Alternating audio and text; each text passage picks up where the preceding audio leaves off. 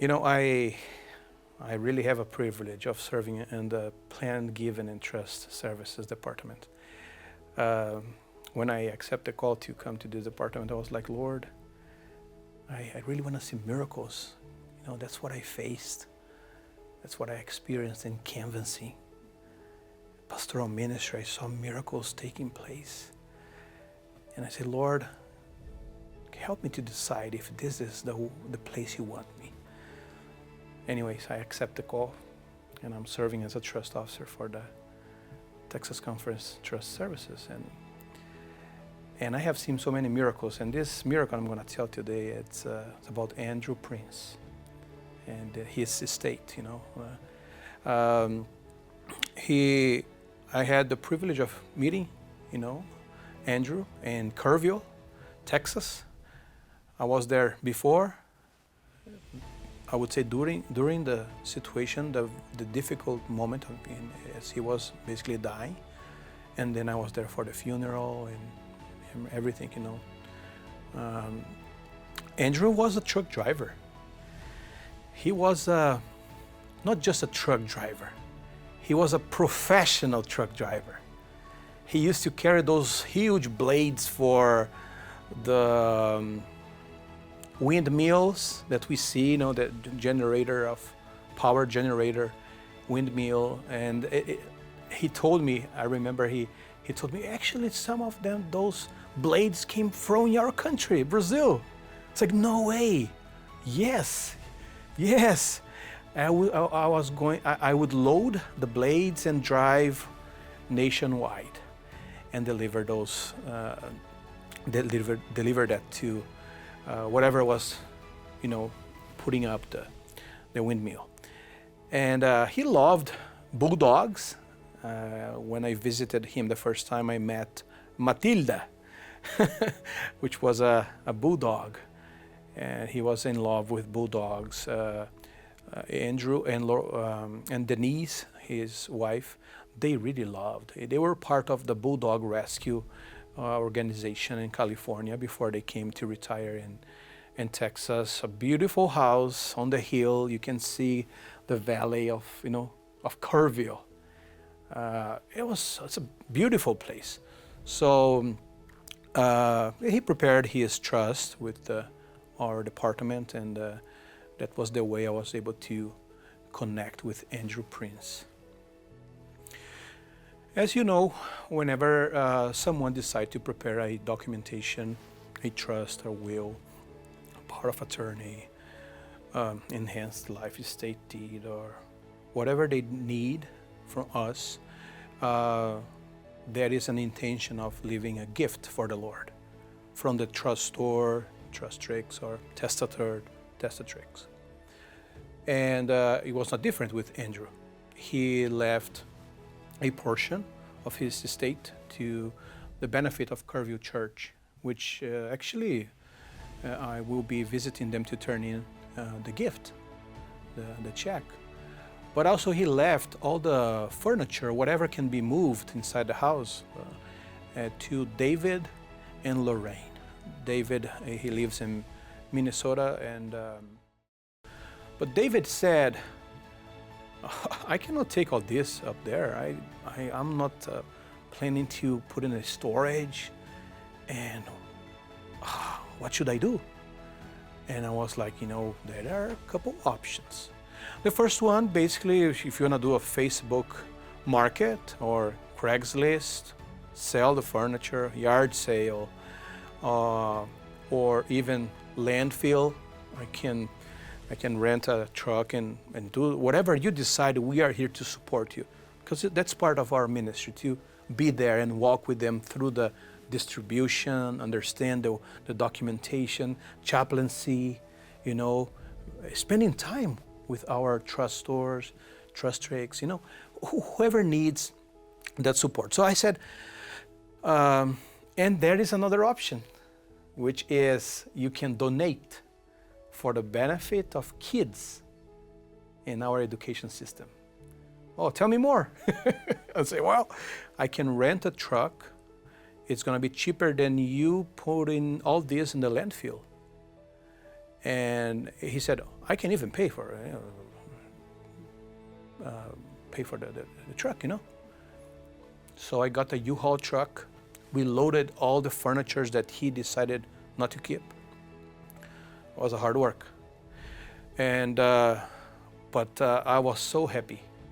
I loaded in Kerrville and I unloaded in McAllen, Texas, at Central del Valle Church, the Central Church in McAllen. I called Riso and said, can we have a yard sale for the benefit of Caleb and Josue, Caleb and Josue.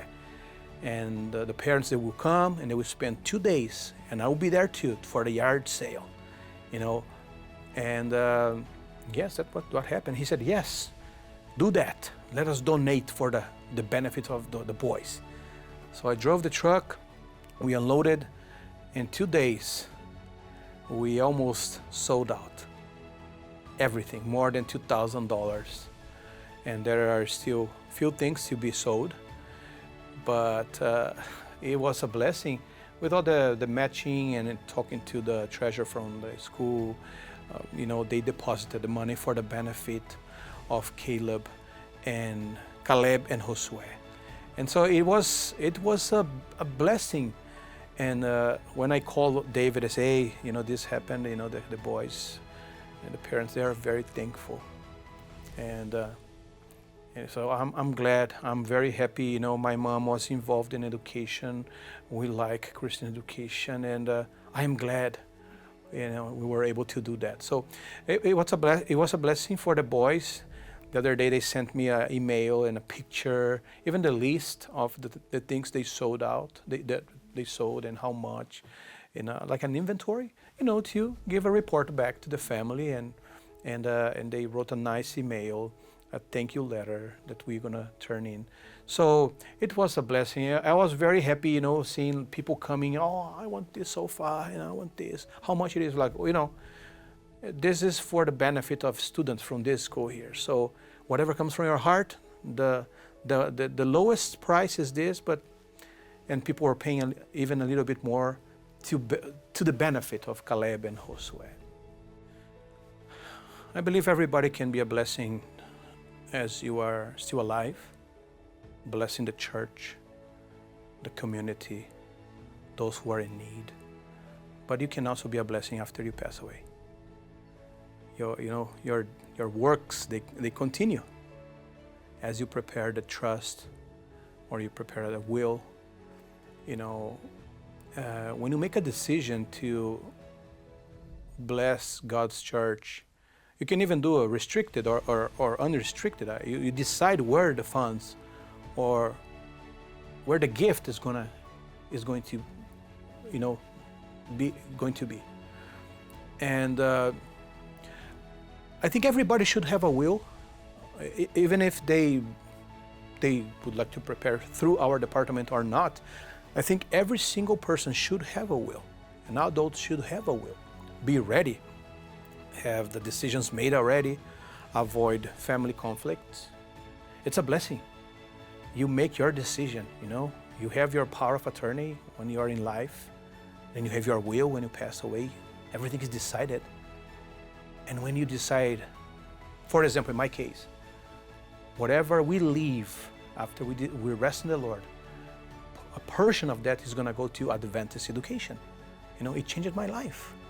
So I could direct to another ministry, but that's what we chose, Blakan and I, to benefit students, so they can also enjoy what I enjoyed at Southwestern Adventist University. I received a blessing from someone also, from the state, that helped me to finish my degree, my education. So I think everybody should have, and as you make your decision, you will continue blessing people even after you pass away. What a blessing, I think it's beautiful. It's beautiful. Like Andrew Prince rested, and he is blessing the Kerrville church. David was supposed to receive the furniture, but he made a decision. Let me bless someone. He received a gift, and he passed the gift. And who knows what's going to happen to Josue and Caleb? Maybe we have a doctor there. Maybe we have a governor. Maybe we have a pastor there. We never know. They were the beneficiaries of a will, somehow. So it is a blessing. I want to motivate, the church members to take the time, pray about, and get your life ready, and have a will prepared, and give back to the Lord. I remember one day I was going to visit someone with Pastor Marshall Gonzalez. He was training me, and we were visiting a city in East Texas.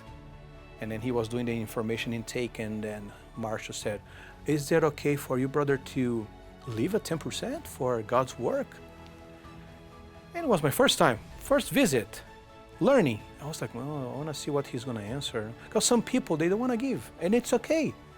It's okay. It's a personal decision, right? We are here to serve.